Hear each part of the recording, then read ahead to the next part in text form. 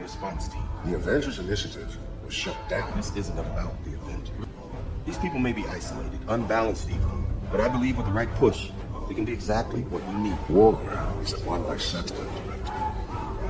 No, it's won by soldiers.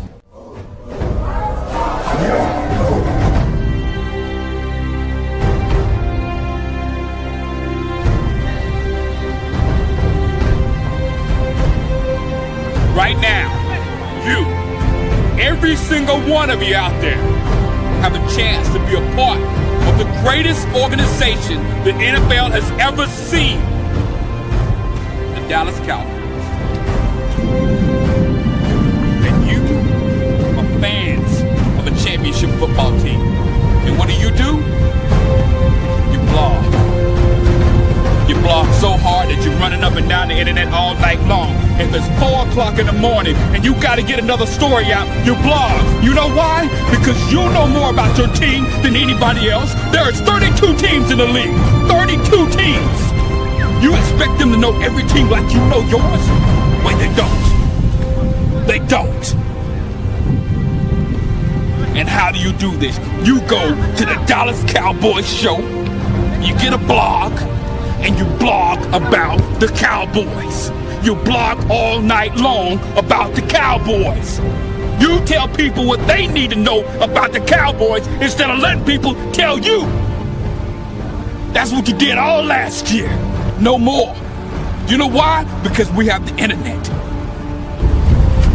All you have to do is have heart. And you can do it. You know why? Because you're a fan of a championship football team. And a fan of a championship football team, they give everything. They give everything they got to help their team make it to the Super Bowl. And if you're not willing as a fan to give it all you got, then you go to the New England Patriots. Blog, blog, blog, blog. There's nothing better than that. Nothing more fulfilling. Nothing more special. Blog.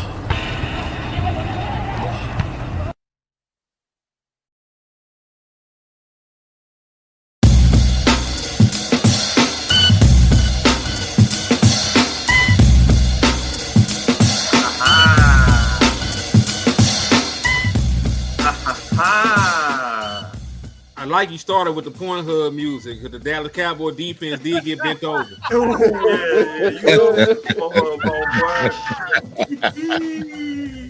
Yikes. Yeah, no. All right, bro. Yeah. Listen, you know, I'm ready to get right down to the today's.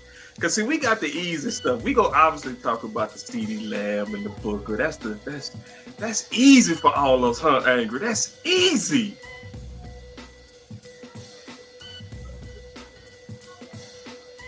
I agree. That's easy, Elf. That's easy, Elf. Man, look, easy like a Sunday morning, Lionel Richie once said. Yeah. Look here, man, look. So we got our asses handed to us, okay? It was what it was. You've heard the criticism. You've heard us call people out. You've heard us call the front office out. You've heard us call coaches out. You've heard us call players out. So now that everything is out on the table, DC Universe has united on tonight to talk about solutions, y'all. Yeah, so next time, hey, Andrew, next time I call your name, that's your cue, bro. I I'm tell you that, bro. But that's how we roll. It's a swing and a miss. I apologize, bro. That boy looked at me like, no, what? That's my guys right there, man. Salute to Ang. Make sure your mic turned up on your computer. Yeah, turn you up, please. My bad, I had to jump out of fan mode. My bad. No, you good. Hey, listen, I want to go and jump with it, bro. Off the top turnbuckle. I'm finna come all the way off of it, man. Brian Schottenheimer is to me. There we go. Fighting. Yeah, you sound good. One more time. Give me a check. One more time. There we go. One more. Turn it up a little bit more. Testing 1 2 1 2 1 2. Much better. All right. But I want y'all to really listen to this because to me, this was the option route moment. Okay, and we go get into this and we go all talk this through. Listen.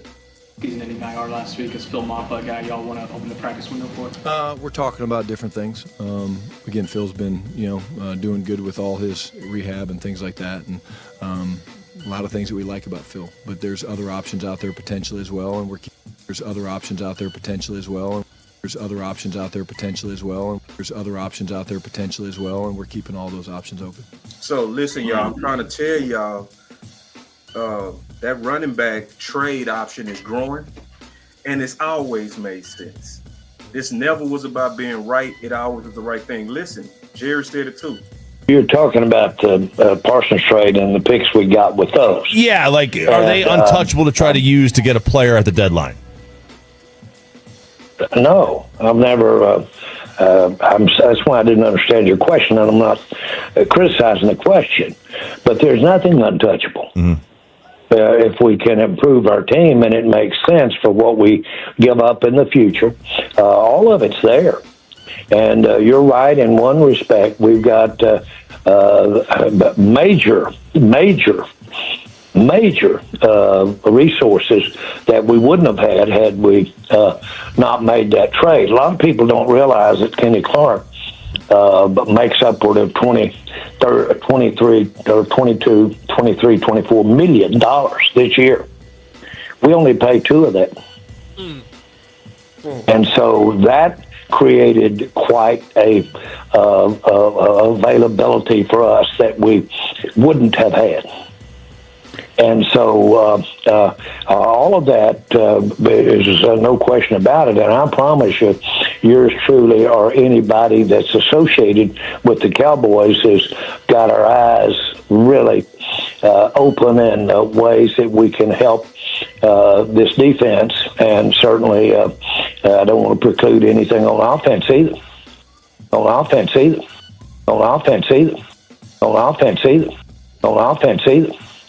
But in answer to your question, there's nothing on. Yeah, so I'm seeing clues of running back discussions, talking, growing in the building.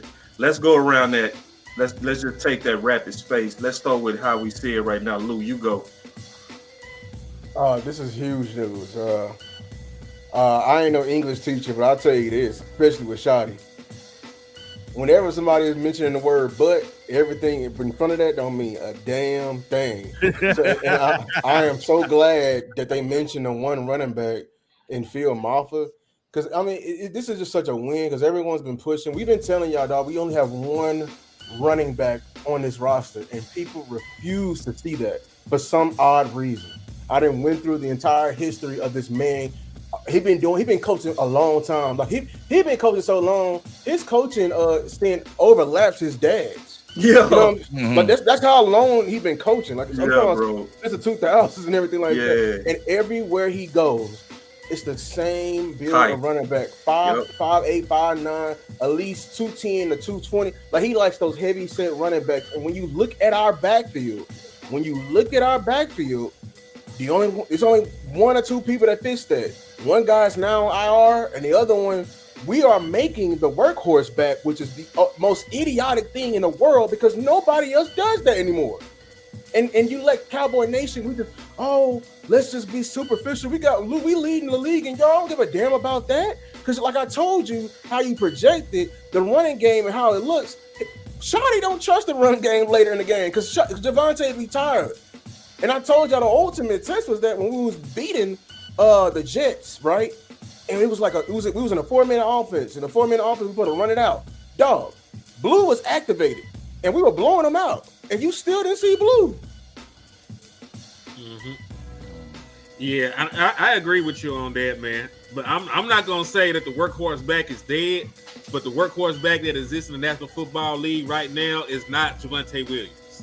You know what I'm saying? Like Javonte Williams is a guy who has an extensive injury history, even going back to before we got to the National Football League. So I think it's sort of crazy to expect him to take the workload of 300 carries over the course of a season. But you got guys that get a shit ton of carries. You know, Bijan still get over 300 carries like Zeke did. You know, they still giving the ball to Chris McCaffrey at a high rate. You hardly ever see, Saquon Barkley back up. But think of the names I just said. Do any of them guys sound like Devontae Williams? You know what I'm saying? Like, them motherfuckers different species. Them the kind of running back getting 300 plus carries right now, man. And this is nothing against my boy Devontae. I rock with him. I think he dope. I think he's doing a damn good job. But I don't think that Devontae Williams is the kind of running back that can do this shit by his damn self. You know what I'm saying? I don't think he can take the wear and tear. And given the fact that he hasn't been healthy for a majority of his career, you know, he had the major knee injury, and he's been a little hobbled since then. You don't really want the hurt guy to have to take all that damage throughout the course of the season. Because let's say you mess around and you do make it to the postseason. Let's say you mess around, you find a way and drag this team to a good enough record to go to the postseason. Is Devontae Williams going to be any more good for the playoffs by then? Is he going to be spent? Is he going to be used up? Is he going to be worth a damn? So them the kind of questions you got to ask yourself. Because when you look at some of the other teams that are primary run teams, like the Detroit Lions, they got two backs that can feature. It may not even be Gibbs the entire game. It might be back-to-back drives when you see Montgomery. You know what I'm saying? So they both get into the postseason fresh, explosive, and you can utilize them. So I'm all for it, man. Especially when you look at the fact we already done lost Miles Sanders to IR, and most of us didn't like Miles Sanders to begin with. You ain't seen shit, dog. Blue, I get it. It was a small sample size. The nigga had 3 carries for 0 yards. He averaged 0 yards a carry. Well, what am I supposed to do with that? So, nah, y'all right. The Dallas Cowboys need to get on the horn. They need to call around by another running back. And I'm not just saying just call about a running back. Y'all got plenty of assets. Y'all can still get a linebacker. Y'all can still get an edge. Y'all can still be greedy and get some other shit. But we ain't going to sit here and act like the running back room is one injury away from being the worst in the National Football League. Because anything happens to Devontae Williams right now, you got Blue, Hunter Lukey, and you might call Malik Davis' ass up from the practice squad because Phil Moss was still on IR. So, damn it. I think you did that on purpose, man. I think you did that on purpose. You said Malik Davis name just to piss me off. Because you know them people can't stand Malik Davis. Even though he deserves a shot, they can't stand Malik Davis. They hate everything about him. So, you're right. You hit some good points to me, man. But I'm looking at it like this. It is critical for us to get at least another back to change the pace or something, or either somebody that might be a little better. Because, like, I'm going to be honest with y'all. Like, I'm not going to be too hard on Williams off of one game. I'm not. But we needed a little extra last game. Like, it was some opportunities that he left out there on the field that probably could have helped us out and changed the game a little bit. That was pretty much, it was passing game a bust. It was George Pickens a bust. So, you don't really want to put your quarterback in a situation like that, man. Especially with a defense like this, you need to be able to be versatile on offense and multiple on offense, like Shotty usually say. But far as getting another one, this is a prime time to do it. Like, you want to hide your defense. That's what I think getting a running back is all about right now. I want to hide this defense. Man. That's what I want to do. I want to hide this defense more than anything. Elaborate, please, because people don't get that. Make sure think 2016. Think 2016. We didn't have nothing but Zeke and Dak. And we still made it work. Like, you didn't even see our defense that much. You didn't even see our defense that much in 2016, did you? Because you remember all them great moments that you was getting from Zeke and Dak because they had time of possession and they dominated. So that's what you want to see from this run game, man. Because this defense is so bad that you don't even want them to make a cameo on the field. You want them off the field ASAP. So, yeah, we need a running back ASAP. Let's say landlord. But please tell me you got some effects over there, Elp. You got to hit him with something.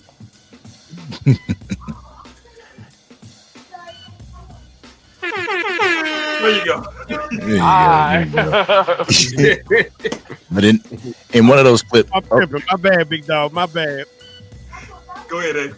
yeah, in one of those clips, it just really seems like Jerry is continuing to try and justify his move off of Micah Parsons, and it feels like he's throwing those picks out there in order to do so. Yeah, we're in, we're open up. We're ready for trades. But the thing is, like, back in that whole interview, he was talking about like not really wanting to make moves, that people had to call him, that his phone line was open, that he wasn't going to be aggressive, calling these other teams and even looking for trades.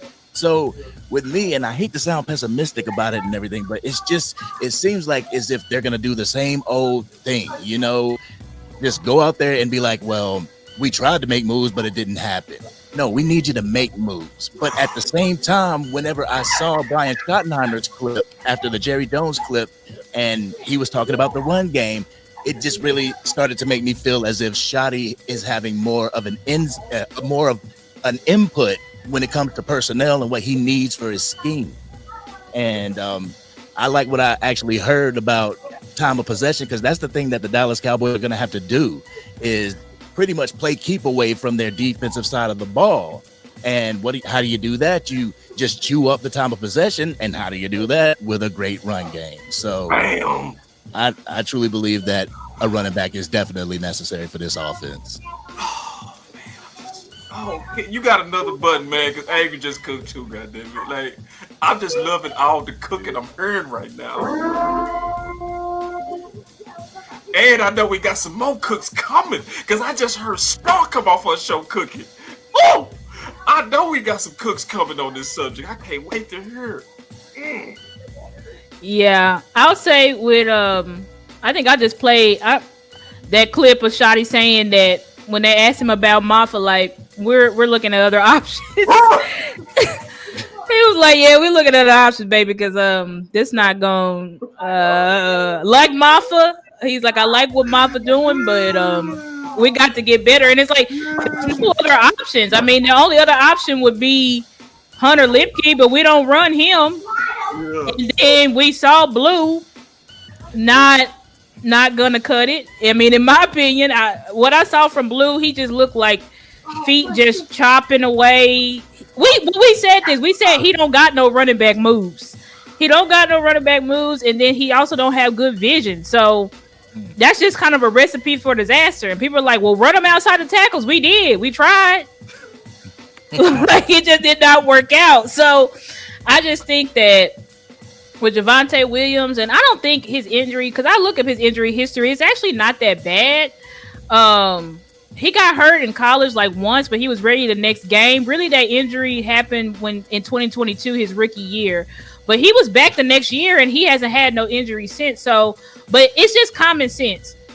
Even if he's not injury prone, he can still get injured.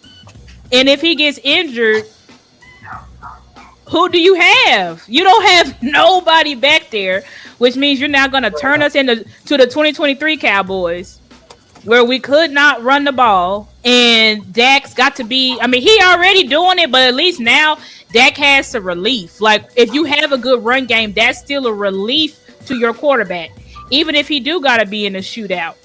And I will say this as well, though. I think Henny said this. He was like, what the hell does you can win time of possession, but if your defense is giving up explosives, time of possession don't matter. So, and we've been winning the turnover battle, still losing. Yeah. So it's like we've got to just put it all together. But yes, a running game definitely helps. Making sure we have a consistent, efficient running game. And Shotty said it today. He said, we're not going to win anything if you're only squeezing out 30 yards. Like, you're not going to win shit doing it. Like, you got to have a really good, efficient running game. And I know, looking at the film, they was running a bare front, 3 DTs out there. So we could not run the ball at all. But we still got to get better. And I think when you add another back in here, you just add juice. You know what I'm saying?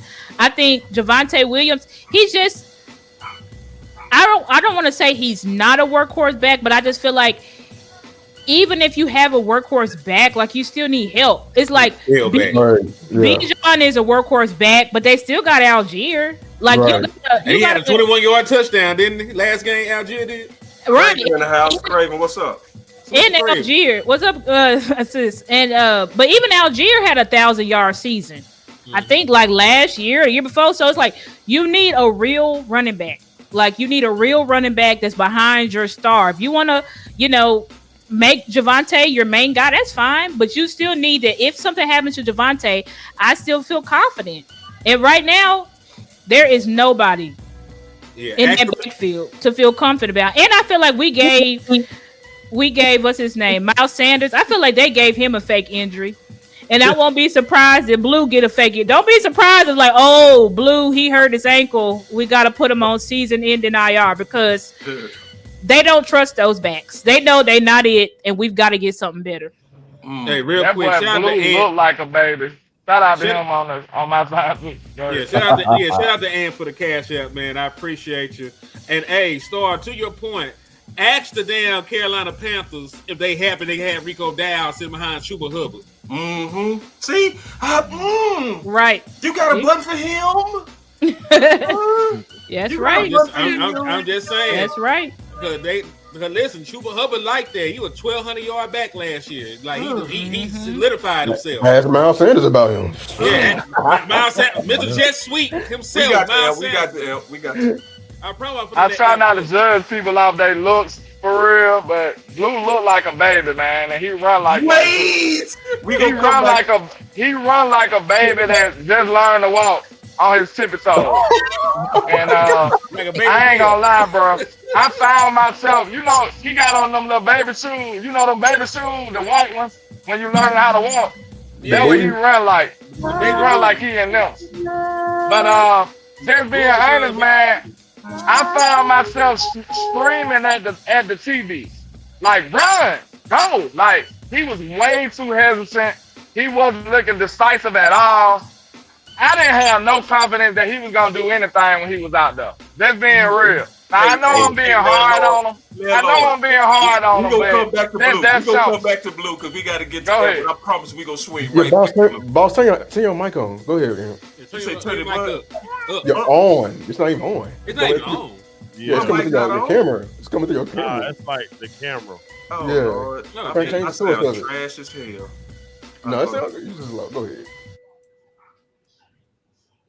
Go ahead. Alright. You right, it was coming through my damn. Hold on, how I sound now? Like you actually here? Like you belong? It's trash the whole time. Yeah, dog. Damn, man. Y'all need to do me better than that. That was horrible on y'all part. I blame. I put it in a private chat, man. You gotta cut me out, bro. Cause listen, man, I wouldn't. Shit, if you didn't let me go, I'd have said it. You supposed to cut me out for that. You shouldn't be like, bro, you sound like trash right now. All that talking, and you sound like boo boo. Go ahead, Em. So I got you, landlord. Pro, we coming right back to Blue. It's a sad day, y'all. It's a sad day because from afar, you can't tell me that Jadon Blue's sex game ain't trash. Because the man got no hip and he cannot see the hole. He's running back. Paul. All right, let me come in. All right, listen, because y'all beat me to it. Because now let's a couple of things. Listen, y'all, it's a couple of things. We finna come right back to Blue, and I'm gonna pass it right to landlord because that's who I took it from. I'm gonna give him the ball right back. But I gotta say this. First of all, we have to recognize that Shotty is fighting, y'all. You have to recognize that. You have to recognize this as a moment of Shotty fighting. Now, we've been saying, all of us has been saying, Shotty has a type. We've been saying that, okay? So when he came out and said what he said is we're looking at trades, this is him fighting for his type. I got this from my partner CJ, and I ain't gonna never forget it. He said, don't put mayonnaise on my burger. If somebody knows what they like, get them what they like. Shout out to my boy Lou, who did a bunch of research on this. And then I compiled that research into pictures to where you can literally see the type. None of these types look like Blue. So The thing that I'm happy about, and then I'm gonna pass to you, landlord, and we gonna go right back in that circle. People are starting to come around, man. That's what I'm happy about. It's okay that a lot of us was like Doubting Thomas, where Doubting Thomas in the scripture said, I need to see the holes, Christ. I got to see it. I don't want to just say that he ain't going to work. I need to see it. So like, for instance, my boy True Cowboy Talk, he hit me up. He said, hey, bro, my bag. And I say, for what? And he said, Jadon Blue didn't look fast as you said, didn't look explosive. You see what I'm saying? People needed to see it, but this is what real Cowboy fans are doing. They said, you know what? I see it. And I'm not finna push for what's not best for my team. Shout out to you real Cowboy fans. It was literally nothing wrong with y'all having to see it. But now that you're starting to see it, we need to be mature and stop trying to force mayonnaise on a burger that Brian don't like. It's time for us to grow up, man. And I mean that. That's if you putting your Cowboys over what you want. Because a lot of us want to see him because we like the speed. But where in Shotty's history do you see a whole bunch of speed? Where? Where is it? You don't see it. You see power, physical. He confirmed it today. When are we gonna believe him? It's back on you, landlord. Yeah, man, I really didn't want to be that tough on Blue, but I just had to be honest from what I've seen. I had made an analogy on the show the other day. It was a sample size, but you know how like in the mall, the Chinese people and they'll be giving you the little Chinese food and stuff on the toothpick. Mm-hmm. I said I would have slapped that shit out of their hand. Get that shit up out of here. That's a sample too. I'm good. You know how they have it. You want this? You want this? Sesame chicken? Like I would have smacked that shit out of their hand. I don't want that. I ain't gonna lie. It was bad, man. It didn't look good at all. I'm just being real. And I want to be critical on them because that kind of emphasizes how important it is to get somebody in the backup. Just like we said, it's the same thing about how CD was, bro. If CD Lamb was to get hurt, what happened this year? Then wasn't we prepared for that? This is what Shane Weathers was talking about. We was prepared for that. Team Weathers was straight up prophetic on that, bro. Y'all kept warning y'all. That was y'all best point this offseason, and we couldn't refute that. Every time y'all said that, I honestly changed the subject. I swear to God. And then look, hold on. It's the same type of situation too, y'all. Listen, it's the same situation. Because guess what? CD was getting spammed. We used him overly. Now we overly using Williams. And he run like a bull in a china shop. You need somebody behind him, man. You need somebody behind him, for sure. Wholeheartedly agree. When are we going to admit, because this is what I can't get with Cowboy Nation. When we going to admit Blue is just like Mozzie? We drafted him and he didn't fit. Y'all quickly found out, y'all admitted that with Mozzie, but it's taking y'all forever to admit it with Blue. This is why I can't talk about this and my blood pressure's gonna go up. Because y'all was acting stupid. You know why though, Lou? People were acting stupid. Like you didn't understand. You understood Tolbert. You understood what's his name that's hurt. You understood him. You didn't have to imagine. That's why I say this is not Barney. This is not Teletubbies. You should be able to imagine this, bro. You should be able to imagine this. I shouldn't have to hold your hand on what we're trying to do, dog. It's so everyone's talking about, why not just scheme for him? Everything like that. School. You said what? I like you UT people. I think they pushing. I swear to God, I was gonna say that. Texas people pushing Blue. Wait. No, bro. No, damn man. Cause I'm a Texas fan. Yeah, but you're a football guy. You're an actual football guy. So that oversees you being a Texas fan. Hey. No, all us Texas people, we knew who it was. I'm gonna let y'all know right now. Y'all ain't listen. I don't even like Texas. I ain't gonna let y'all disrespect Texas just because I'm from Texas. We ain't gonna do that. Hold on, real quick. Let me read this. God, he hit me with a 999. He said, "Respect. Gotta self-blame a bit because why keep hyping 5 and 7 round backs? I hate when that happens. We knew we needed a good back this draft. They not in the damn late round. Everybody not marrying." Salute to Eric Thomas for that. Can we hit him with a sound effect, Al? Just for Eric. Just for Eric. He need his own sound effect. We got Sports Junk in the building. What's up, OG? Hey, the link. Sports Junkie in the building. Hello. Yeah, we got. Hey man, we need to send sports to league, bro. Son, where? Yeah. Yeah, but that's correct though, because we landlord, what you call that shit? We were talking about that shit, a talent fallacy when it comes to the Dallas Cowboys. Yeah, A talent fallacy. Yeah, we got a talent fallacy. The moment that star hit This the moment. real quick, man. Go ahead. Step in what you said. It's either we gonna overhype them or they trash. It ain't no in between in Dallas. That's all I was gonna say. Nah, because you're right. Because the moment that star hit your helmet, it don't matter where you played or what you did before. You that nigga now. Like you the moment you drafted, you made it, dog. Right. And we do that not even just with our first round picks.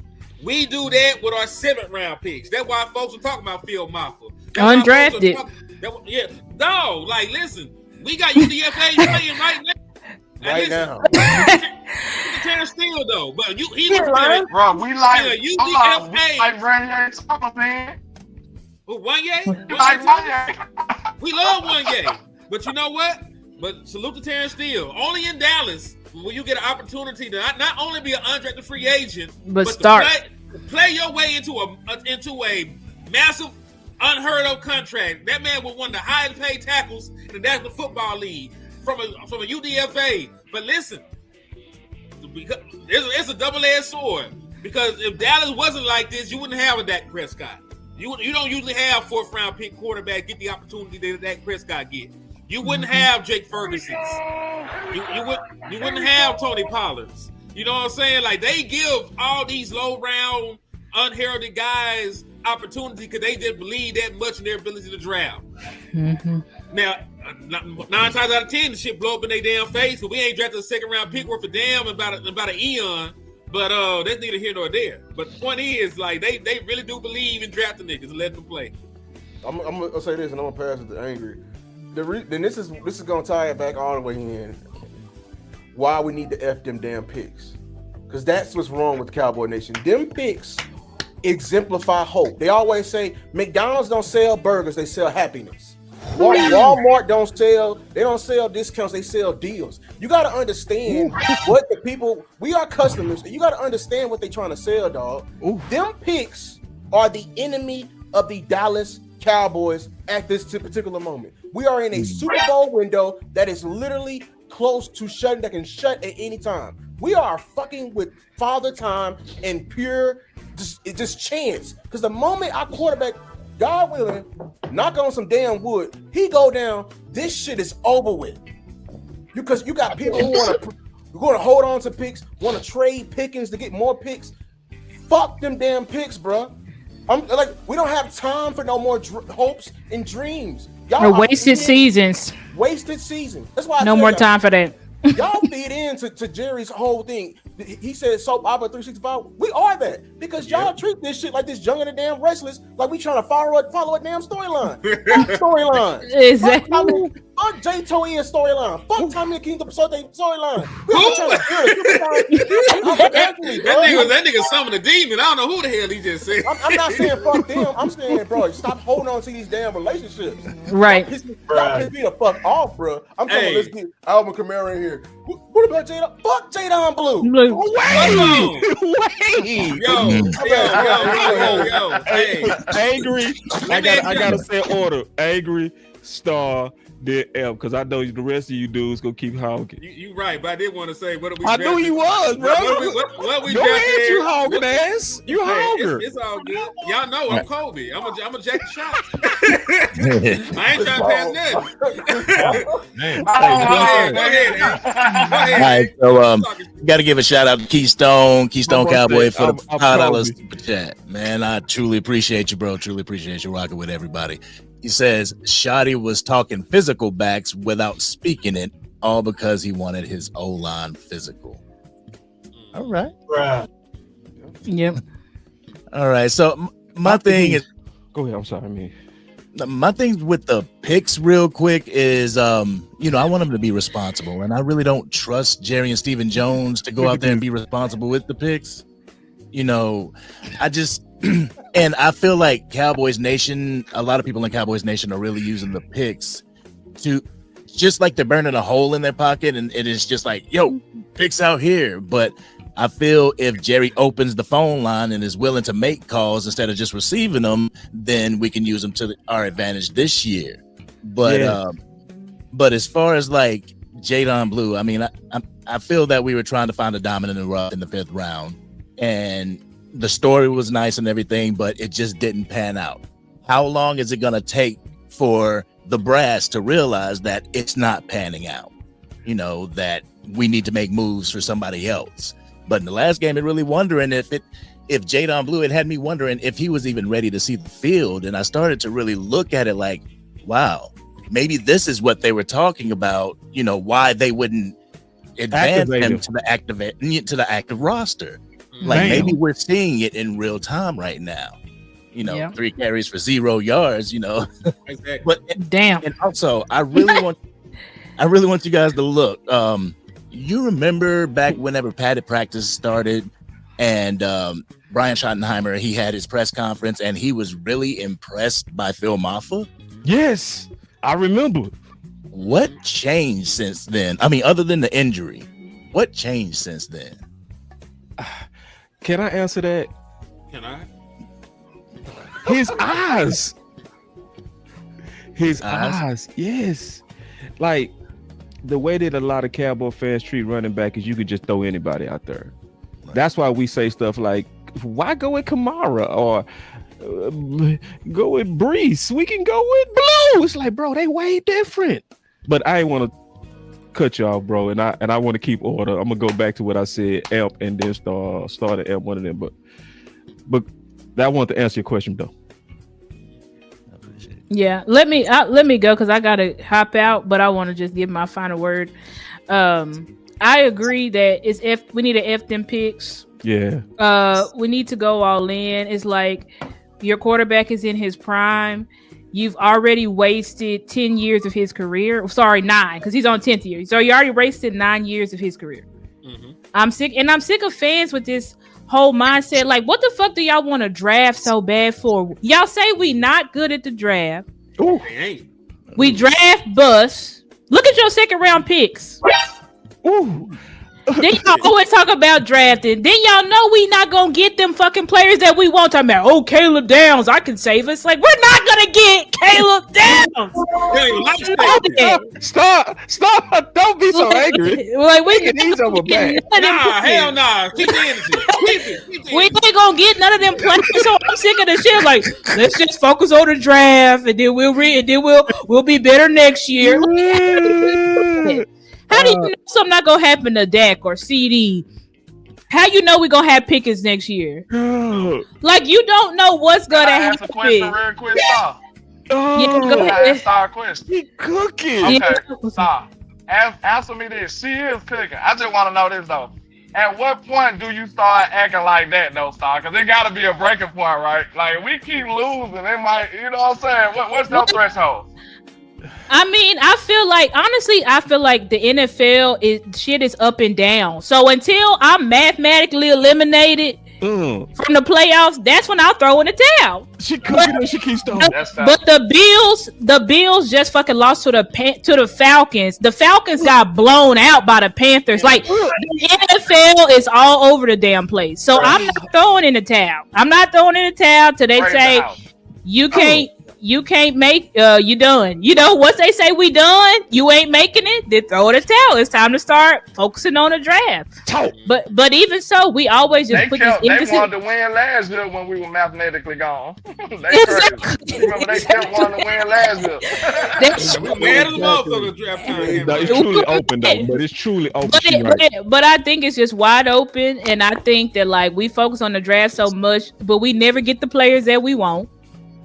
It's usually always the predictable like they said all year, we gonna draft Tyler Guyton. We like, no, we drafted Tyler Guyton. So we didn't want Booker this year. Excuse me.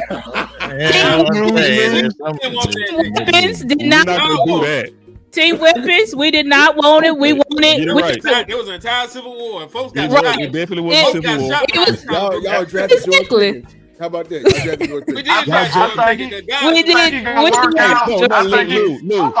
drafted George Pickens. Hold on. I think he's gonna work out. But Man, that dude played 2 games, man. Hold on. Y'all better relax. Exactly. We'll talk about Booker. Oh, wait, we ain't doing that. I said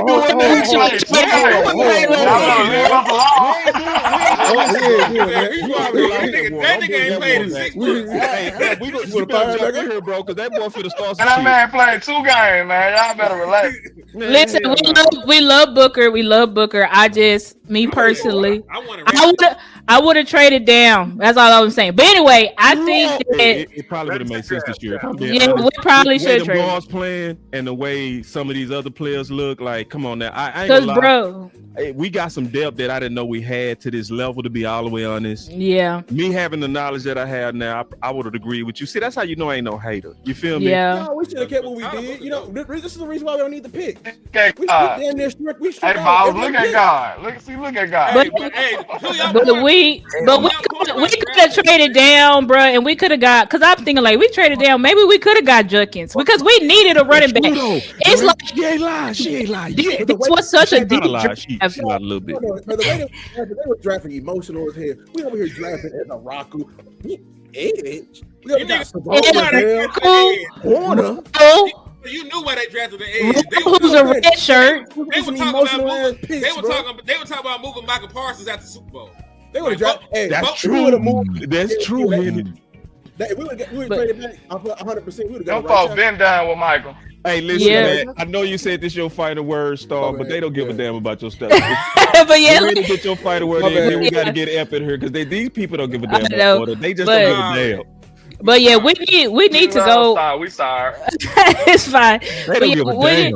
We need to go all in. We need to stop talking about planning for the future. We've been doing that shit. And it's like, y'all, they gonna say we're gonna build for the future. Then next year, they're gonna say we build for the future. Then the next year, they're gonna say we build for the future. Then the next year, they're gonna say they do this shit every year. At some point, you've got to go all in. And I'll say my final word is this. We are not cursed. We are cheap. Oh, anyway. Elaborate. No, you can't go out like that. Hell no. You got to explain that. I say we not cursed, but we cheap. Because we always think, oh God, like, you know, first we thought it was Jimmy Johnson, he not in the ring and all of this stuff. Like we think it's always this crazy stuff, but I'm like, y'all, we are just cheap as fuck. We are the only organization where we want to like. I played Landlord Henny in West Coast Clip. We thought we gonna get all of these busts. We're gonna turn them all into great to good to elite players. With failed and desperate coaching, like, come on, man, that's just not how it works. It's like you want to be the Chiefs, but the Chiefs have the best coaches in the National Football League. So if you're gonna say, okay, I want to squeeze, right? Like the shit don't make no sense. It's like this defense in year 1, 2 star. That's all I'm gonna say. All them real simple dudes in year 1 of a defense. It just don't make no sense. And it's like, you can do it. Like Henny said, you can do it with one player. Hell, if you want to try to do it with 2, you did it 4, 5 players, and these guys are starting. All them niggas start. Like, come on, man. That don't make no sense. So this is Stephen Jones experiments. They just keep trying to do shit to be cheap. That's it. So it's like, once we stop being cheap and stop trying to cut corners, we think we're going to cut corners to a Super Bowl. It's not going to happen. So once we get serious and stop trying to cut corners here and budget here, I feel like we'll actually be able to win something. But anyway, thank y'all. I gotta hop off. Y'all know y'all can find me on YouTube, Stargazer Sports, and then you can find me on X, which is at the Stargazer, but instead of an E, it's a 3 and 2 R's at the end. All right, I appreciate y'all. So before you go, if you free tomorrow, let's try to get in if you can. I got some shows I wanna double up with you if you can. I'll call you. Okay. All right, I'll talk to y'all later. Thank y'all. All right. Hold it down, Star. Hold it down. You better jump in, bro. I swear I'm trying, bro. God damn. So He's sorry. They don't give a damn, these niggas. After what we've been hearing all summer from your head coach, competition under pressure, competition every day, right? And then the things that we had really wanted fell in our lap, fortunately, due to unfortunate injuries, right? Right. And so now we get an opportunity to see other players, and it's like, oh, I like them better than who was in there originally. and then the original gets healthy and they get their spot back, and I'm sitting here scratching my head like, your defensive coordinator has to go because he is unraveling everything that your head coach is trying to build. Like, I'm typically not a fan of making an in-season adjustment, especially so early, and then especially in year one. But when I'm looking at Matt Eberflus, I'm looking at a coach who is unfortunately still like a woman scorned. And he is still mad that that position was snatched from him so abruptly before he got a chance to really get that team to an elevation where he wanted it, where he saw it. And he's still bitter. And now I got to come back. I'm coming back home, but he's not returning as the prodigal son. He's returning as the stepdaughter, the former head coach. The stepdaughter, right? That's how he's returning. Damn. That is how he's returning. And you got to listen to what another man is telling you to do. You was just the man last year. Now you're not. He is a flop. So now, as a man, that pride, you got to tuck that somewhere to the side and say, yes, sir, Coach Shoddy, sir. He is a very dangerous man. People like him, you got to get their ass away from the building. They're the type of people who come into the building and start shooting up shit. That's the kind of person he is. God damn it. I should have hit a button for my damn self. You still can. You still can. There you go. This is America. That's the type of person he is. And he will low-key, what we are seeing is defensive coordinator malpractice, because it ain't no way in hell you should ever see Donovan Wilson's ass way back in the back up top being the single high. No way in hell for no reason. He is killing your team. Yeah, we could use some better players. Yeah, they could get their head out their ass and give you a better effort, but he could also coach better. Oh, Can man. I pivot to the next? I know we got on the next topic. No, that's the topic. He actually pivoted. I want to be quick on this. I'm gonna be quick. Stay on here. We're gonna stay on Eberflus. Sorry, we staying on him. That's exactly where I wanted to go. And he pivoted. He did it on his own. That was God. Okay. Big time going crazy. You a pastor saying that. Say, listen, bro. Hold on, man. Side-piece coach. I promise you, I was finna pivot to that Brian line. I'm dead. I'm serious. I might have to go to big time church at this point. Big time. The link in there too if you want to jump in. Now listen. I turned it out. Y'all know me at first. We need to kind of slow down on the fire Eberflus talk, right? Because I was thinking about the feasibility of it. I thought about a contingency plan after really talking to Henny. I got a plan that I feel good about, but now after hearing what Jerry said yesterday, I absolutely want him gone. When Jerry basically said that when he heard that he was available, he rushed to go get him. See, that went by a lot of people. That basically means Shoddy had nothing to do with that. So the I don't know why I dynamics. doubted you, boss, because I wanted to ask you, did you hear that? Don't go ahead. Go ahead. Yeah, and so once I knew that the leadership dynamic is off. So now it answers the questions.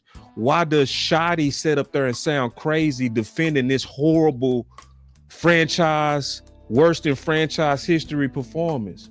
Because it's not his guy. He has to defend him because Jerry hired him. Yeah. So you got a leadership again, just like what happened with Mike McCarthy, that had no authority over the person that was directly under him. Mike McCarthy didn't have direct authority over Kellen Moore because Jerry hired the Trojan horse. Correct. So me knowing that, I want him gone because I want to empower the guy who showed that he knows how to hire. the guy that he shows how to lead. What did Schottenheimer do that's so different than what Eberflus did? Brian Schottenheimer hired qualified guys that he didn't know. Mm-hmm. He looked at their resume and said, what you did was dope. He didn't hire them because I know you. He hired people that was qualified. And so then you look at the other guy, he brought all his loser guys with him, the same people that had him fired in Chicago. Mm-hmm. So I was already looking at it like, why did you do your offense way different than your defense? But the evidence came out yesterday because it wasn't you that did it. It was Jerry. Yeah, he said Boss, the big homie trying to get in. Boss. Who? Wes. Hey, let Wes in, and I gotta jump on out, man. But I appreciate y'all, man. Hey, y'all tap in for the win. DC for life, baby. Let's get it. Hey, before you go, man, you ain't got no final words for us, bro? Damn, he doped out. No, I got some shit to say though. I 1,000% agree with you in regards to that because it's a track record, like you said. Even back to Jason Garrett, because people forget in 2019, before he lost his job, Jason Garrett asked for the ability to call plays back from the front office, and they refused to do it for him. Yep, he was a head coach that could not even make the decision on if he could call plays with his job on the damn line. Right, you know what I'm saying? Trojan horse. It was Kellen Moore. Yep. Mike McCarthy got hired. Kellen Moore stayed on the staff. He did not pick Kellen Moore to be his offensive coordinator. Nope. He had to agree to the job and take Kellen Moore underneath his wing. It took 3 seasons of pretty much sneak dissing each other for to finally get that man whacked. They finally whacked Kellen Moore after 3 seasons. And Mike McCarthy came in and took over play calling, and Dak Prescott had his sole, all-pro season up to this point. You know what I'm saying? now we got Matt Eberflus, so the person that has a direct tie to the Dallas Cowboys front office. Like you said, he was here before. They always look at the guys that leave as the one that got away. So the moment that he became available, Jerry Jones himself out of his own mouth said, we reached out, we wanted to bring him in. What you mean we? Nigga, you was not the head coach. You did that. You did not ask, listen. You did not ask Shotty if he wanted Matt Eberflus. I'm pretty sure that Shotty could have found somebody else. I'm 1,000% sure. Somebody got in the background. I think that you big time. Follow on your phone. Yeah, I'm 1,000% sure that Shotty could have found somebody more qualified than Matt Eberflus. But what I'm actually going to say is just for context purposes, because I'm not even saying that I want Matt Eberflus to stay, because y'all know I've been trying to get rid of this man.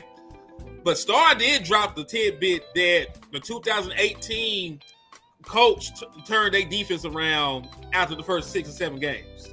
She did drop that tidbit.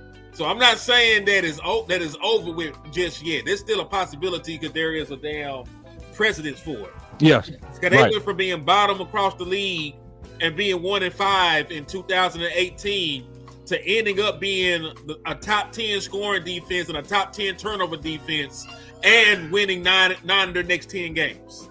You know what I mean? So it's possible because it happened. I'm not saying it will happen, but there's a precedence for it. I still want him gone, though, and I even hate that you made that point. I hate that you was fair, to be honest, man. I was fair. Like, I hate it, bro. I want him gone because I had my thumb on the bullet button. I wanted him to shoot him. I want him going because I'm sorry, but you probably skimmed over it, but you said one thing that makes him ultra dangerous, and I told y'all I've been keeping my eye on him because he's so comfortable in his pride right now, and it's the fact that, bro, he's worse than an enemy right now to the team. Like he's an enemy to everyone on that team right now because he is doing the exact dirty work of what the front office wants, and we've been catching it. You said it with Kellen Moore. The moment he got here, he was devaluing. He was enemy number 1 to Amari Cooper. Yep. Because he was there to find a way to get that cheaper. I want him going because, dog, as soon as he got he was so he slipped it so comfortably in that diss to Diggs. So comfortably into that diss to Diggs. You know what I'm saying? And with all the stuff with Mozzie that we've been hearing, it's like everything that's like a part of the soap opera right now. He's doing stuff. Hey, I don't know. He probably told him, hey, you don't need a Michael. I can get your power without a He mic. did. Yeah, he probably did. No, he it's probably not. did. No. That's not a problem because you got to just connect the dots on that. Okay, so the fact that Stephen Jones said that we feel like we can get pressure without Micah, your D coordinator had to sell you on that. He had to come in here with. Yeah, so so then on top of this, the other clue that I thought of yesterday, and I did a show on it, was remember they said it was universal to get rid of Micah. That's not offense. Unanimous. That means your D coordinator was like, we don't need him. That never would have happened with Zimmer, bro. That never would have happened with DQ. What's up, Wes? So no, the evidence is out there. We just didn't connect the dots. Now go ahead and connect them hoes because they already right there. What's up, Wes? Hey, my take on it is a little different, man. I'm actually gonna go off of the history of Jerry Jones, and I'm gonna be honest with you, the history of Stephen Jones. The history of Stephen Jones and Jerry Jones is more or less them making decisions and you having to deal with it. Yes. So I don't think that Matt Eberflus. Well, to kind of to get my first thoughts on that, him running to the table, what that really means is Jerry probably wanted him as his head coach. Because remember, whenever we hire head coaches, if you notice, even with Mike McCarthy, the guy that they kind of really want is always what? On the roster or comes on the roster at some point. Right. You know what I'm saying? So I think Mike Eberflus was honestly like some backup where if Shotty doesn't work, guess what? We can just slide this former head coach who is so, and I'm gonna tell you this right here. Matt Eberflus is a Jerry Jones guy. Like, bro, he's like if you're Matt Eberflus, you have to feel like it was the Cowboys who gave you your opportunity to go to the coach. That's right. Because that's how you got hired. You got hired off of the Dallas Cowboys. Right. So if anything, to be honest with you, I would think Jerry is connected to Matt Eberflus because he's a Jason Witten, man. He's a guy that you can tell, hey, man, I want it done this way. And he's gonna get it done the Cowboy way. You know what I'm saying? So I think that's why Matt Eberflus was able to obtain the job. And to be honest with you, that's why he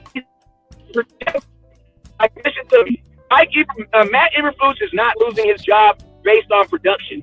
He's going to have to listen. The only way Matt Eberflus is getting fired is the same way Dallas Cowboys lose their job. Injury. We got to hope that Matt Eberflus, Lord forgive me, but y'all need to be hoping that on the way to work, he snub his foot and he be out for 6 to 8 weeks. He can't talk because of the leg collision or something. Because that's the only way people lose their jobs or get messed around is off some natural disaster. Because if this was any case, he would have been lost his job. So my thing is this: you can't get any worse, and he hasn't lost his job. So I don't really think that's going to be even a part of the case. And to be honest with you, I don't believe that he sold Jerry Jones on not having Micah Parsons because that's a conversation way above his pay grade. Way above his pay grade. I mean, they said it was universal. Yeah, it is universal. But guess what, boss? If I come to your house and you say I can't do this, you gonna say that's the universal rule. But everybody in that house know that Daddy made that rule, and we're all gonna abide by it. No. They've admitted to where they had back and forths. They've admitted it. Like the Booker was a back and forth. That wasn't unanimous. Like they was in a fight over that. So my question is this: I got you. If it is unanimous, the only reason why I don't believe it, not because I'm trying to give him an scapegoat, it's just because, bro, Jerry Jones has never given anybody a seat at the table that hasn't proven anything. Like Matt Eberflus came here because I like you, but you don't have anything. Yeah. No, I mean the way that Jerry talked about him like he's accomplished, a former head coach, a guy I get in the foxhole with. Like he the one that said he ran at him as an opportunity, so he obviously look at his voice as something that's creditable. And then it's like all of this stuff points to me to Eberflus as well. Like I'm not gonna give him a pass. Somebody in there needed to be the voice of opposition because he even will play when they said they picked Pickens, they said who was responsible for it. They said the people that was responsible for picking Pickens was Jerry and Brian Schottenheimer pushing us to do it. They did not mention Steven because he ain't had shit to do with it. I think this front office is very clear when they want to put blame and they want to all take credit. I think they was very specific that Matt Eberflus had something to do with Micah Parsons, and they said that because it was universal. He shouldn't have signed off on it. Period. This is what I'll say. I believe that is an angle that can be looked at. I just believe that the history says that Matt Eberflus is the wife in this situation. And guess what? When you talk to the husband, you don't got to get the wife's approval, because if the husband says yes, the wife is going to agree. So it's like Matt Eberflus. To be honest with you, what I honestly think Matt Eberflus is, sadly, what he don't see, bro, he's going to be the scapegoat when all this doesn't match. Because guess what? Jerry can't fire himself. He can't fire himself. But he can fire Matt Eberflus when it all falls apart. And then guess what Jerry gets? Another chance to try to do it again. Do another Trojan horse. Yeah, but so I'm like Jerry can't fire himself. No, he's I'm not with gonna you. fire. He's not gonna fire himself. You know what I mean? We've been hogging from my boy Angry, man. Go ahead.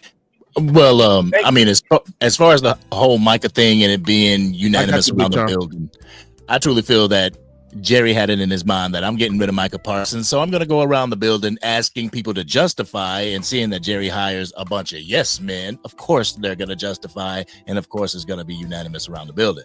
But I don't even think it's of course though, because see, we had men that pushed back. Mike McCarthy was a pusher backer.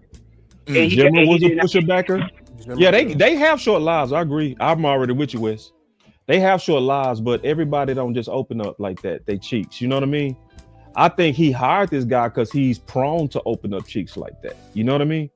But there's a pattern. Like there's somebody you just said. Like the person that's very similar is Kellen Moore. Like you got we look at how he's calling these games. Angry. He's calling these games like he think he's smarter than everyone else. He trying to bait with Kenneth Murray on a 4th and 2. Yeah. When you have clearly man corners. Yeah. That's somebody who thinks who's smarter than what they are. Kellen Moore was smarter than the 5th grader. That's what exactly. It is. Kellen Moore was the exact same way. And a coach is like that. Who's like that? Who think their scheme is above all? Don't give a damn about players. Nope. Let me I would agree with I would actually agree with you on that, Lou, because this is my thing on Matt Eberflus. Even if the players were so bad, why was Bland 8 yards off, right? If Bland isn't 8 yards off and he's up at man press and he just gets beat, then you can be like, bro, I'm putting these dudes in the right position. They're just ass. But what we're seeing is guys not even being put in the right position. So it's like, that's when you go to challenge where it's like, well, time out. I think Bland could have made a better play if Bland would have been up. Do I think Bland, who's led the NFL in interceptions, going against a receiver who is a second receiver, I think I would probably give that to Bland. I think this is the issue. He's not putting anybody in a position to win. Right. And that's why it almost seems like you're working for the other team. Like it almost feels like you're working for the other team because, bro, there's no explanation. Like even the Seattle Seahawks versus the Patriots, final play of the game, Russell Wilson throws the pass. Everybody in the world doesn't like the play, but guess what? In zero coverage, everybody's coming. If one guy gets loose, you're going to have 5 people wide open. I get why he did it, but it's a bad call. Why Deron Bland is 8 yards off? Bro, there's no explanation for that. They needed 3 yards. Deron Bland can't run 5 yards faster than a wide receiver running 3. That doesn't make sense. Yeah. How can a guy running 5? Yeah, go ahead, Big Tom. Go ahead. I'm bad. You good? Let me just jump in real quick. Good seeing all y'all tonight. Everybody in the chat, what's going on? Listen, why we got to keep talking about the same thing every goddamn year? I mean, it's the same story, but different faces. Y'all talking about Eberflus being Jerry's guy. I saw the same thing with Kellen Moore and Mike McCarthy. Yeah, it's the exact same. But before then, one of y'all didn't say, because some of y'all too young to remember, I saw the same thing with Jason Garrett and Wade Phillips. Yeah. The coach Trojan horse. Remember that? The coach in waiting, he was the highest paid assistant. Right. Wade Phillips there. Wade Phillips was just a man or a walking dead man. Jason Garrett had the job. So Jerry Jones is really the problem, y'all. Yeah. I mean, Jerry Jones has developed a culture of side piece coaches. That's all it is. A culture that had been going on for the last 20 years. He's been doing the same thing in just about every coaching regime that it has, and he's done it again here. And to go to Lou's point, which is what I'm about to say, Lou said that, you know, he's calling plays. I forgot what was the word, but I'm gonna say he's calling the plays because he has the security. Jason Garrett had the security. Yep. Kellen Moore had the security. Yep. Matt Eberflus has the security. Don't make no difference. They was 8-8. Don't make no difference. They had losing records. Yep. It don't make no difference. You the last defense in the all league. If all the former Hall of Famers called him out, none of that. Them don't answer to the head coach. That's right. They answer to Jerry. Yep. And because that's Jerry why we need to. That's why I want Eberflus out. And exactly. And You want because Jerry out though. Jerry has developed this security blanket around these certain coaches. Yeah. He groom them too. See, you left that part out. He groom them. These are home built guys. These are guys that he know go be different.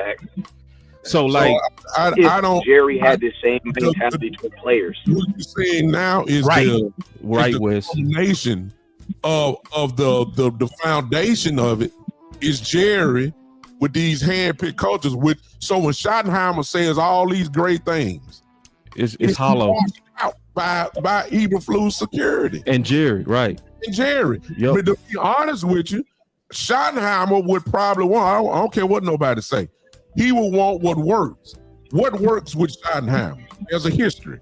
Rex Ryan, 2 AFC championship games, straight back to back. I don't care if y'all don't want him or not. That's fine.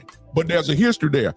One thing for sure, I don't think that he wanted at least Eberflus. Oh, not him. Shot, they just don't fit. You see what I'm saying? We don't have time. The window is closing.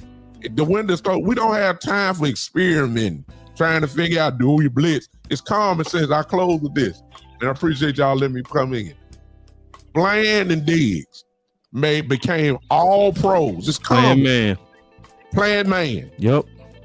They made Pro Bowls. Playing man. Yep. Why in the world are we 90% in zone? It just don't make any sense to me. I'm just done. I appreciate y'all. Man, appreciate you coming in. Plug your channel. Oh, big time show, y'all. The big time show on YouTube. Big time show on Facebook. Big time show on Twitter. It's very simple. Just find the man with the gray beard and old man like that. Y'all be good. Appreciate y'all. All right. Angry, we cut you off, man, and then we cut you off, didn't we? Did we cut you off? Yeah, I was just gonna touch base on the whole I need Jerry to get over the Wade Phillips mid-season fire. Just because I feel like that's holding him to keeping these coaches that are not working out, keeping them at least for a year, or in some cases the players their entire contracts. So get over the Wade Phillips thing. Okay, you fired him in mid-season. You may need to fire somebody else mid-season. Don't hold on to him too long. Well said, because he is not Wade Phillips. And that's another thing I hated about like the interview. He was talking about like, oh, I always wanted to be a coach, but you know, because of what they're getting paid. But if I know what I'm paying them now, I would have been the coach. Yeah, it's low key. Jared, you ain't on coaches. Jared, you ain't paying them shit. The fuck you talking about? He ain't lying. The fuck? Why the fuck are you paying them $2 goddamn? That's how I know you lying. Like this is why I absolutely hate that he's even mentioning this. And you think I don't think he knows football at all, and I don't think he will ever know football because his mindset. He said a lot in that statement. I couldn't have been a coach because I know I want to live a different lifestyle. Exactly. Your ass bring football and you bring business into football too much. You will never ever let X's and O's be X's and O's. This is why we gotta get rid of your guy right here. You over here, as long will let a guy call plays to devalue somebody that you're paying so you can get rid of him. You over here be making business decisions while you're trying to win, but claim you're trying to build something to winning. You contradict yourself so much. I know your true allegiance is a lie. You ain't trying to win no more. We're gonna bring it up out of you. That's why I said the customer. We ain't fan, we customers. I don't like because you ain't gonna want to win. Over here making this as soon as Kellen Moore get here, the first thing he want to do is devalue Amari Cooper right off the contract. The first thing Eberflus want to do is come devalue man corners after both of them getting paid. Dog, I'm not stupid. I like so to Jerry, yeah, you will never be a coach because you ain't about that life. You being a coach is probably one of the hardest jobs in America. And I'm talking about even harder than some of the other. You gotta sometimes you gonna be waking up, you at Last Chance U in the middle of Mississippi. Then you may call and get a job over at a JUCO. You gotta move your family to Texas. To New York University may call you, and then you get called up to be a head coach. But no, Jerry, how you think coaches become coaches is how it's privilege over there in Cowboy land. You can go coach high school. And then and then because you played and wore 82 for the Cowboys, you are more than capable of being the head coach of the Dallas Cowboys. But yet, someone of the same ilk that wore same similar what's the name number who been coaching every level of football, Pee Wee, Little League, literally every level of football. I coached against, I played against his school like 3 times in prime prep and truth and seen his coaching. And now he's at the highest level, but he ain't qualified. Hell yeah, you wouldn't have made it as a damn coach. You don't know football. More help. So I'll say this, man. The last bridge and the most important bridge is how do we fix the defense? That's the most important thing we're going to talk about today. I'll go ahead and start it off. I am totally against those. Or let me say this first. I don't want Matt Eberflus. I want him fired yesterday. I hate the leadership dynamic. I do. I think it's unhealthy. I hate it. People will talk about the dude, the stuff in Twitter saying his voice is going stale. I will say that. So yeah, it looks like it. But let me get to the solution, and then we go pass this around. How do we fix the defense? Because I see a lot of people saying stuff like, "Boss, why do y'all talk about running back? Don't put no resources on offense. We need to fix the defense." That is the most common thing that I hear back. They don't understand complimentary football, bro. Yeah, that's one. That's one. It's the lack of understanding of how the running back room can really help the defense, especially with time of possession. Right. That the Panthers game should have taught you that. Yeah, that too. We just got out of the game where a run game would have helped us, and the run game benefited them. Like we was cooking their defense, we were frying their defense, and they got the ball with 6 minutes, more than 6 minutes left in the game. That's the power of the running game. That's the power of a running game. Yeah. So, but going back to the defense, fixing it, right? People are overgeneralizing it, and they're not specific. They're not being specific enough. So, if you go fix this defense, the first thing they should do, Jerry, the first thing you should do, in my opinion, is you got to go fix what you messed up with Micah. Oh, yeah. Because your defensive coordinator system is built on 4 people being able to get home, but your 4 people don't get home. So you got to invest in somebody that can win and win off that edge. You invested into the middle. I believe your middle could go make a resurrection. I know Clark and them played bad, but that happens from time to time. I think they took that game off, being honest. Okay. I think the D-line is gonna bounce back. I do. But your edges is not consistent. You need a true game changer out there. You need somebody that the offense has to plan for. You don't have that guy. And what's worse is teams like your arch rival are openly winking at the top 2 guys.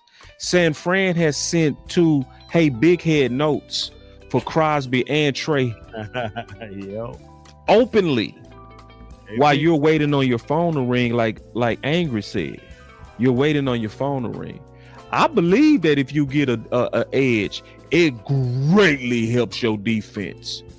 because Yeah, now them sorry. quarterbacks can't do what they've been doing, where they just sitting back comfortable. That's one of the big things Luke kept saying. It's like every quarterback is comfortable in the pocket. Every quarterback is in rhythm. Every one of them. None of them. Now, I know some people in the offseason kept saying pressures don't matter, but now you should see when you got somebody that know how to get that quarterback off that spot, and he running for his life. See, that's when it's hard. See, I heard people that say like pressures is an almost sack because they was trying to discount Micah. No. Even if Micah didn't get the sack, if he ran you off and you had to get rid of the football, that was a win for the defense. The number one thing you got to get is the edge, and you got to go spin for that. Cowboy Nation should be mad that you're not serious about that. The fact that you're saying you got to wait on your phone to ring for a deal. A lot of times, edges, tackles, and quarterbacks, they like the bad women in the club. They go get chose.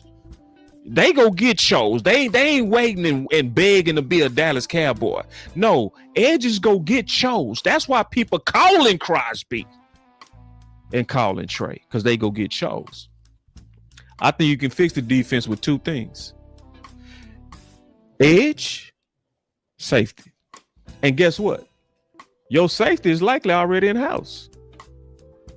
I think you need to go look at Woods, pull him up.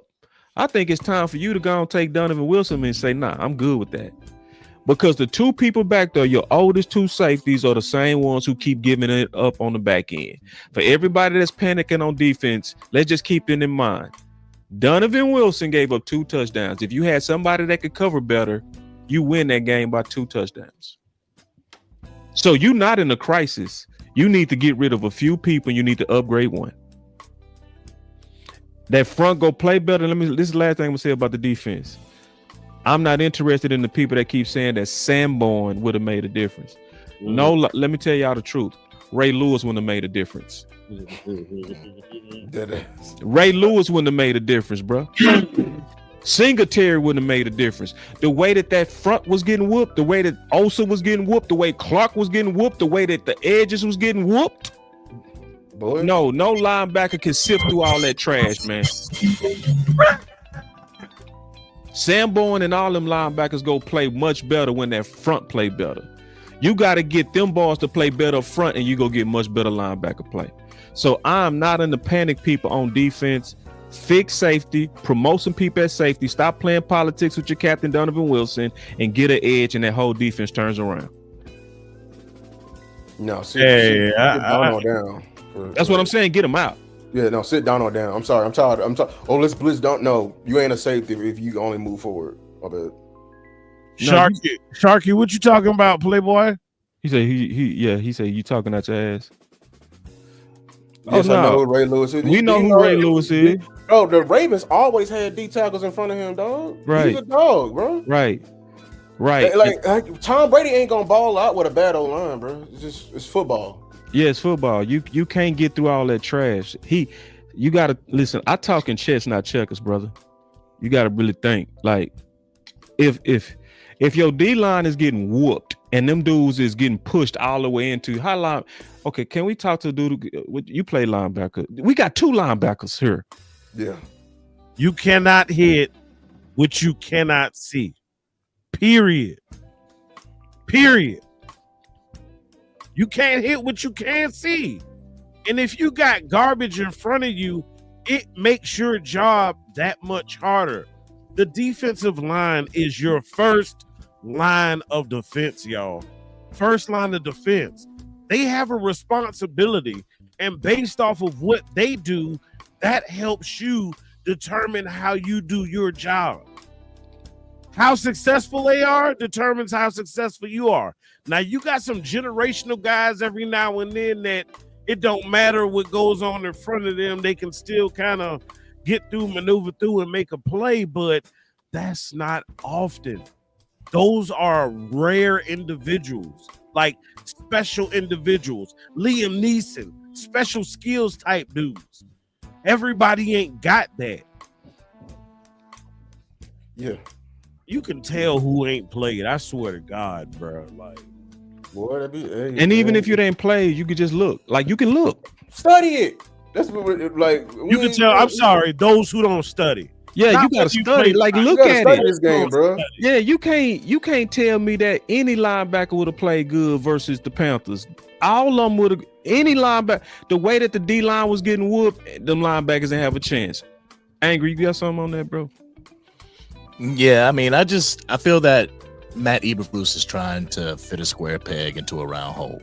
Yes, you know, he's trying to implement his scheme on these players, and I believe that if these players, they should be allowed to dictate how they play. You know, Trayvon Diggs has come out and said that we should play more man.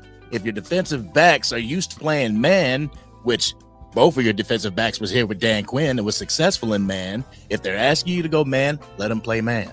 Play a higher percentage of man during the game.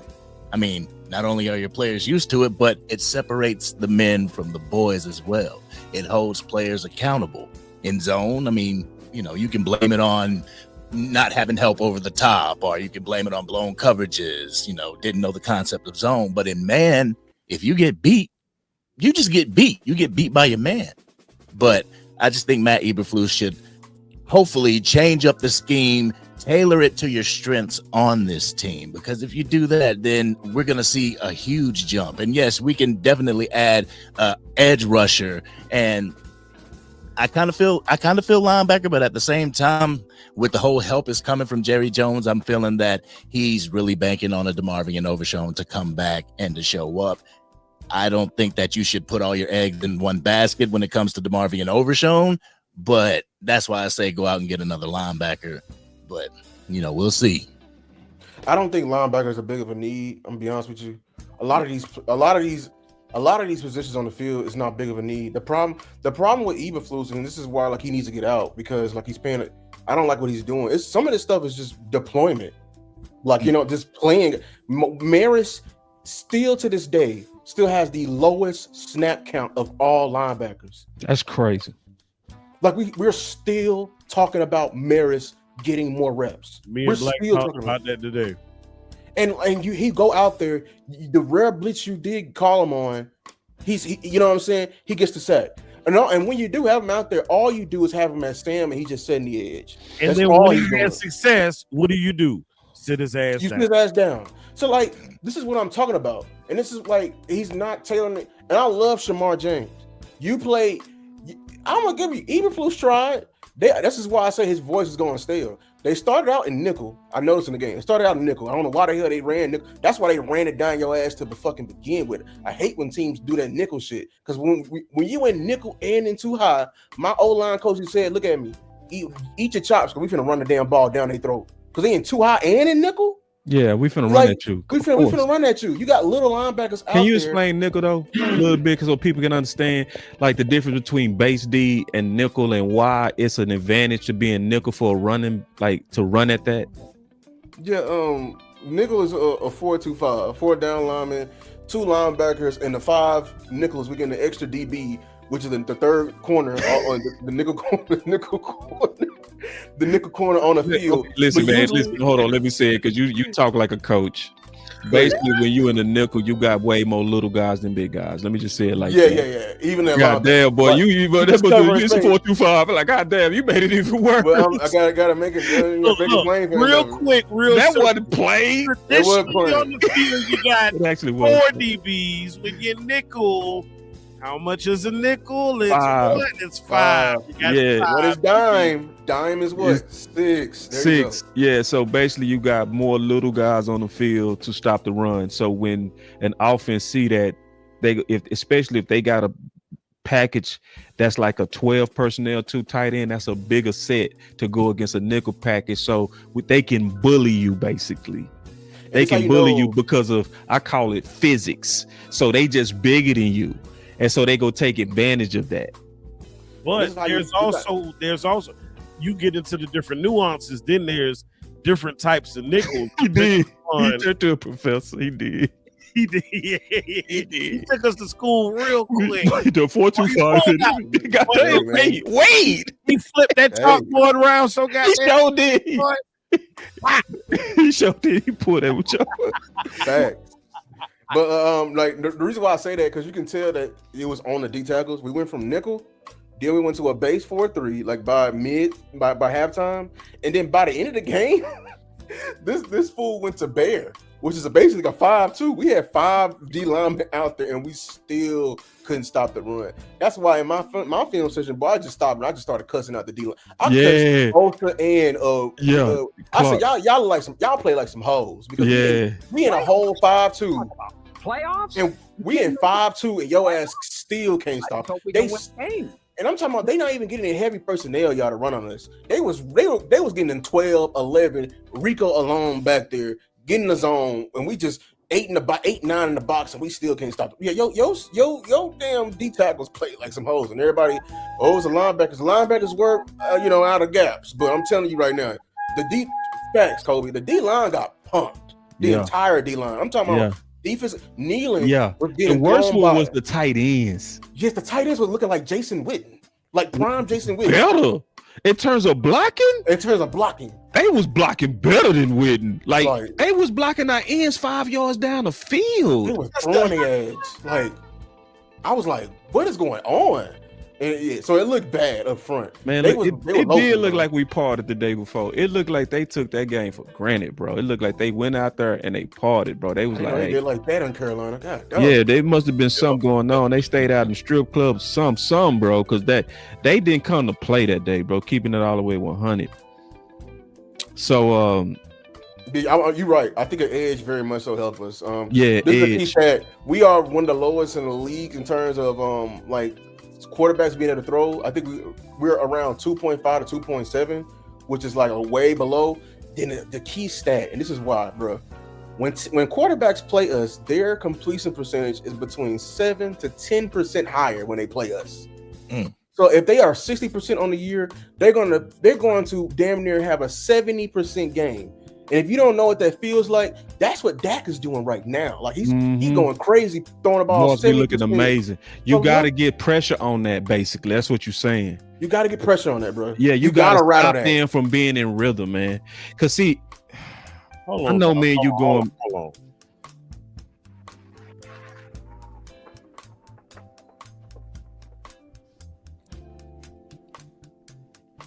Oh, we didn't hear it. It ain't. No, you got to turn it up, bro. I'm gonna let you hit it. What happened? You ain't hear it? Nah, you got to turn that. You got to turn that one up. Hold on. He did cook though. He cooked. He did.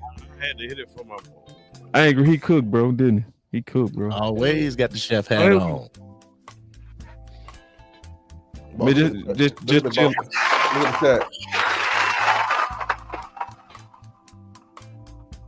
I can't see I don't see nothing. Private chat. Oh, okay. Yeah. But okay, gotcha. We definitely do need a. I think edge should be your number one priority. Like they have to fix what they broke. Right. I'm sorry. And remember, we came in here on Western. Y'all asked me, Lou, we gonna build a first pass. I'm like, I don't trust these guys, man. I really don't. We don't have. What's missing from this room? They had an alpha, man. They had an alpha, like to lead them off. They had an apex in there. Now you asking a bunch of guys to be the guy 1 week. That was a lot for them to answer them, bro. And then this is another thing when people not understanding, bro. That edge room in particular is a room full of rentals. Like I got my haircut that's done this past week. Lady in there, she said she did Jadeveon Clowney's hair. Yep. He mentioned to her without what's her name, said, yeah, this is my last year. Yeah. That's the number one. And see, because you ain't closing on your point, you giving some good evidence, but you're not closing on. This is what he's saying with that. When he said rental, this is why you should be investing into an edge that you can have for the next 3 years. Because this is going to be the number one need in the offseason. Right. If we know how our Cowboys do, go reach. They're going to reach like hell. Yeah. Taco Charlton, again, this is a need they need to take care of now. Right. And just throw it up for the next 3 years. Crosby would be best, man. Like Crosby would be best. So, and you got to be F them picks for a Crosby.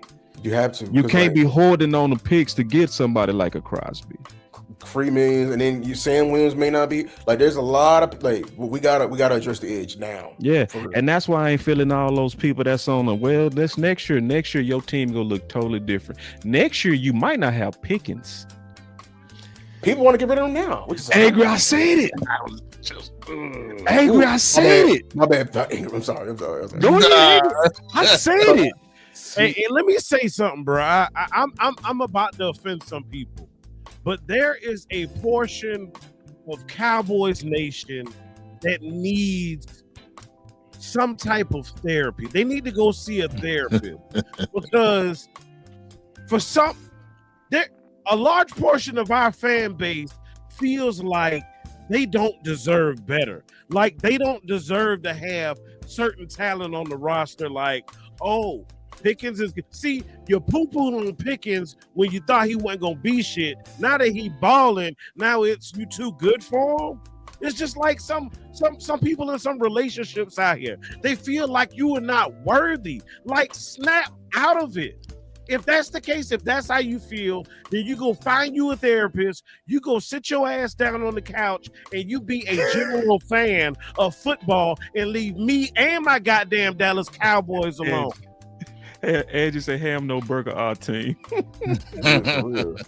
It's crazy, man. Like they feel like we not worthy. Like, and then I'm seeing people like I saw a comment in the chat, and this is no disrespect, but this is a part of the thought process. Like somebody was like, hey, why not trade Osa in like a 4 for whatever. And I'm like, you're talking about giving up talent. Yes. Keep adding to it. Like, have y'all ever seen the cartoon? Like when the characters in the boat, and then you know what I'm saying? It used to be like Looney Tunes or something or whatever. And then it's a hole in the boat, and then they put their hand on the hole, and then somehow another hole pops up somewhere else. That is the goddamn Dallas Cowboys, and we keep putting our hands on all these holes, but we keep sprouting leads. Israel. Go ahead, Angry. I see you. That's my point exactly. Point, bro. We don't want to hold on to nothing. That's funny. That's funny that y'all mentioned that, because I was actually working on a video about this. Like, why am I seeing talks about trading one of the?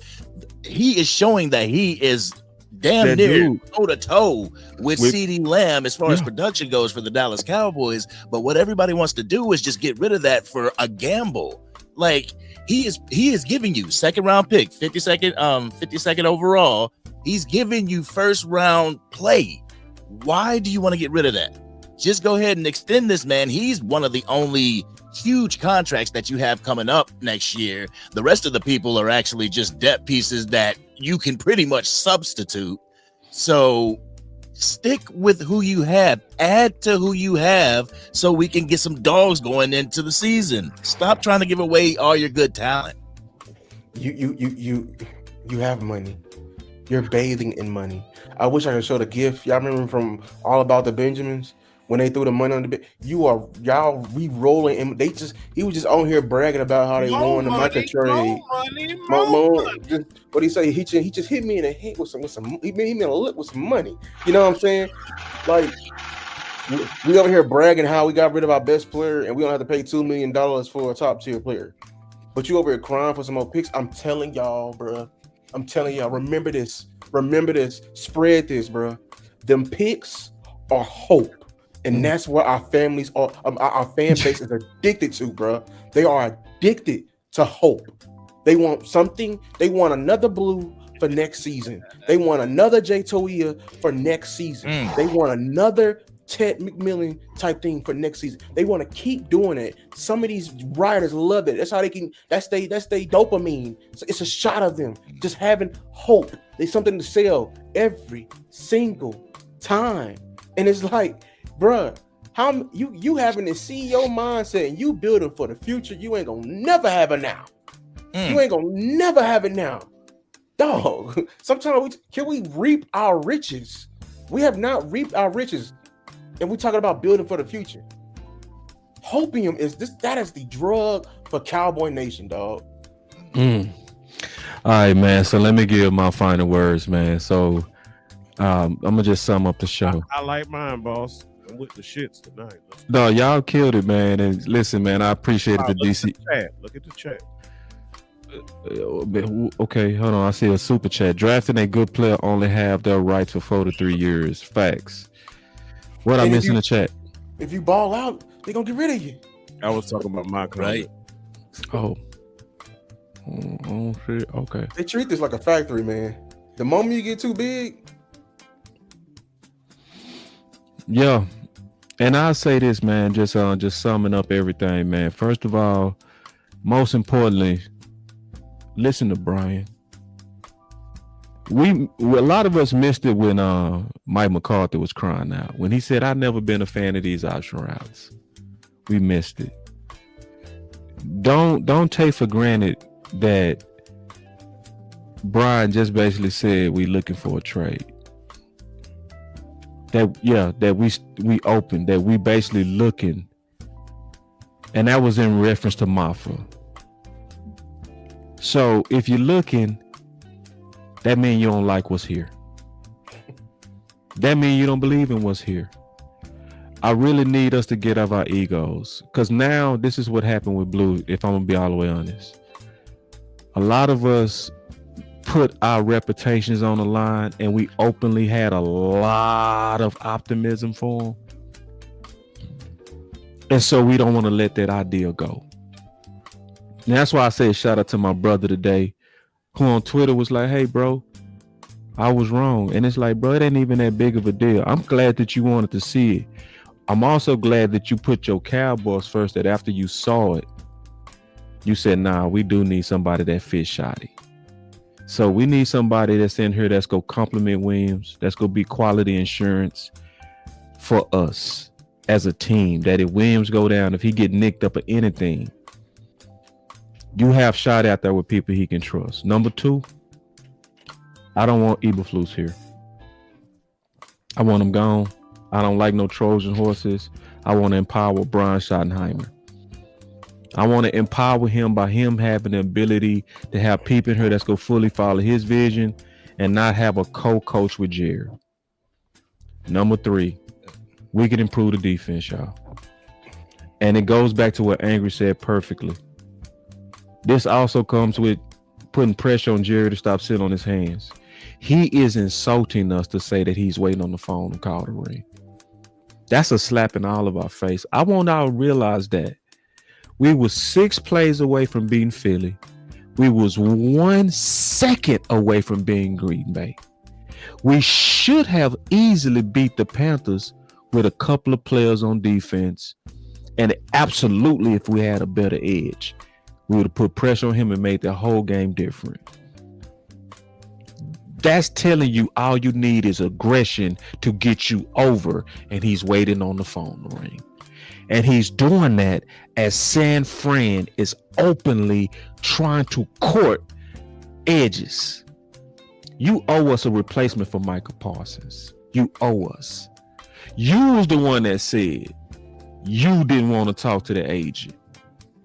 You could have talked to the agent. You didn't. No, that whole deal got fumbled, and we need you to pick the ball up. Picking up the ball is getting us an edge.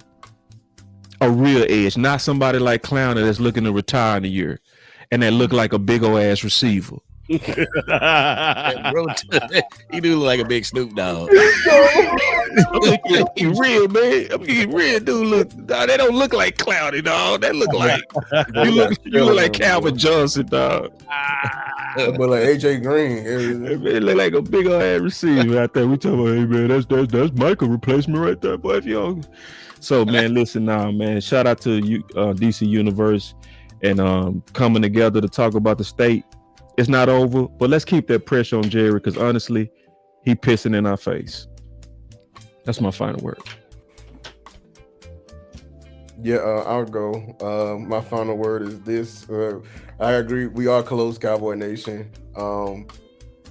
Just stop for one. I just don't need y'all to stop being so up and down after every game, bro. And just like you just sit back. I know we be through the emotions and just sleep on it, because I know I be angry, right after the game, but you got to sleep on it sometimes. I agree. Get running back is a need. We need somebody in here, not just to spell, somebody to tandem with, so we can keep the constant pressure. Because there are times within the game where I believe Schottenheimer don't trust the run game, and you can always improve, or you can never stop improving. Make it your superpower. As far as his defense, I agree. Eberflus is an enemy because it's just not, he's just not listening. He's not here for the program. And to win a Super Bowl, you need everyone working on the same accord, even the janitors. That's how it works, man. That's how it works. And if anybody, this is a disruptive link, you will not get there. You won't even get close. So I don't like anybody who's not listening to my players, not listening to your only leader on this defense. Everyone else is afraid to speak up, or don't even have the play to speak up. Because y'all know when coach, like, if you trash and you try to say something, coach will be like, man, don't talk to me. You fix your play first. You know what I'm saying? So yeah. And then I am team F them picks. That is all day. You hear it all day. Your voice does matter, Cowboy Nation. You are the customer. We are bathing in riches.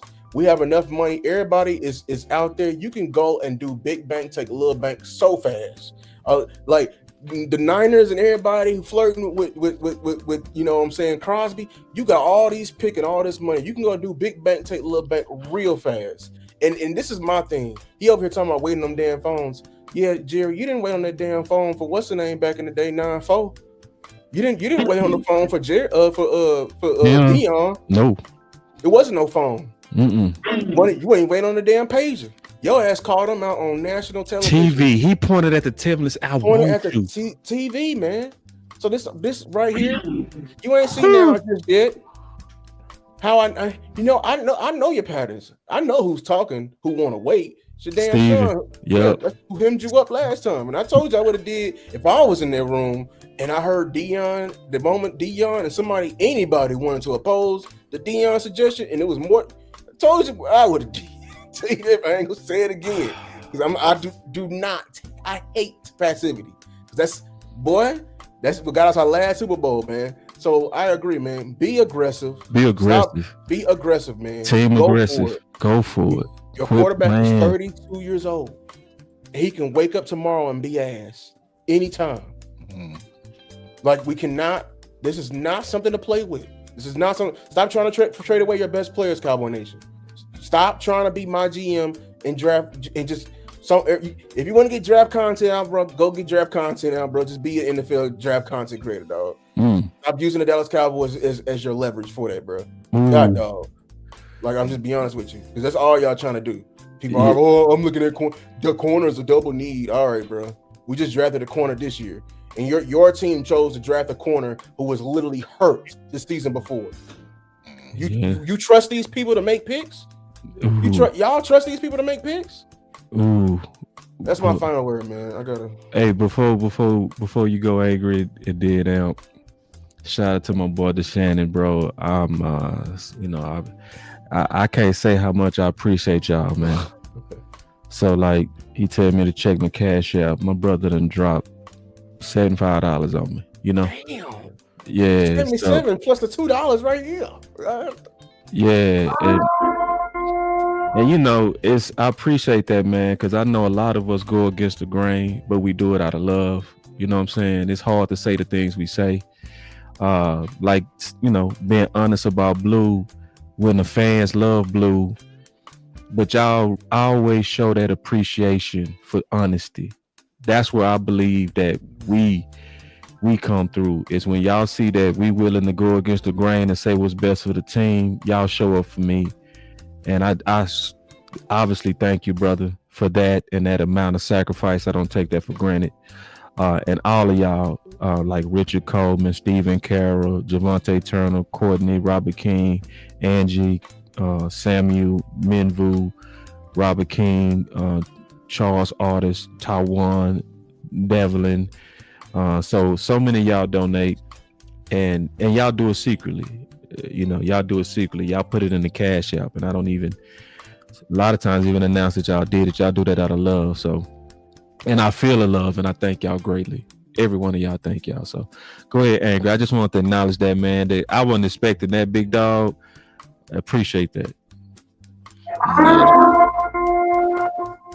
Definitely. I want to thank everybody in the chat that showed up for the DC Universe. I want to thank you, gentlemen, and Star, the ladies that was a part of this as well. Thank you guys for having me on. But I just want them to get this defense figured out. Me too. You know, get out of your comfort zone. Get out, whether it's Jerry Jones or whether it's Matt Eberflus, get out of your comfort zone. Matt Eberflus, your comfort zone is zone. Get out of that. You know what I'm saying? And start playing complimentary football. And to the fans, the complimentary football piece. I hope you understand that it's not all up to your offense to go out there and play flawless football. Like your offense can't have a 3-and-out in the game, otherwise you're going to lose the game. You know, I would love for them to have a flawless game, but they can't. So we need to be able to lean on our defense to be able to play complimentary football, just in case the offense goes 3-and-out. The defense can look at the offense and just be like, we got you. We'll get this ball back. Don't worry about it. We can't do that right now. And earlier somebody said aggression. I believe aggression starts up at the top. Jerry needs to be aggressive. And if he's not going to be aggressive, the people underneath him are going to follow suit. They're going to follow the example that is set for them. And Jerry Jones is setting just being complacent. Then everybody else is going to be complacent while you got Brian Schottenheimer and the players that are going against the grain. So that's my final word. Again, I appreciate each one of you guys bringing me on. Thank you. Cowboys Nation, it's your boy. I want to get personal with y'all for a minute.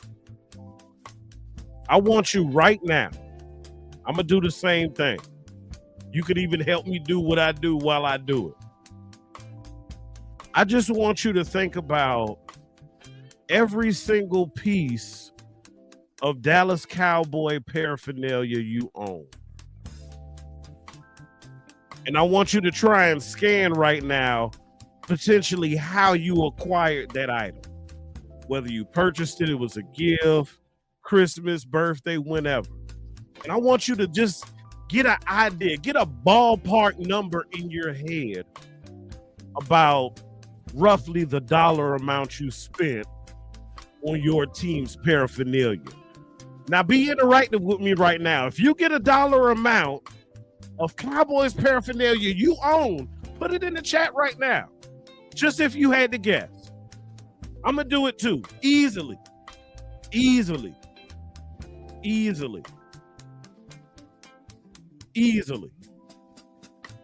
Right? Probably more or less. I don't know. That's just what I threw out there.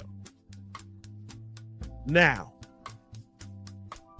you spent that money or you have that much value for that team in your possession.